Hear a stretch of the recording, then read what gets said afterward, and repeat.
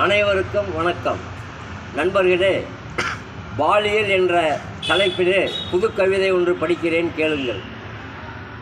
பல்கலையில் சொல்லித் தருவது அறிவியல், நம் தமிழ்நாடே நாறுது அங்கு நடந்த பாலியல். சோகத்திலே கூவுது மலையோர பூங்குயில், சோர்வின்றி நடக்குது நாட்டிலே பாலியல். பூமியிலே உண்டு நீரோட்டம், இங்கு தினந்தோறும் நடக்குது போராட்டம். ஆலயத்தில் நடப்பது தேரோட்டம், எதிர்க்கட்சிகள் செய்யுது ஆர்ப்பாட்டம். மாமையில் தோகை விரிக்க மறுக்குது, பாலியலால் நல்லோர் மனம் கலங்குது. விருப்பத்திலே பல்லாயிரம் நடக்குது, கட்டாயத்தில் பூகம்பம் வெடிக்குது.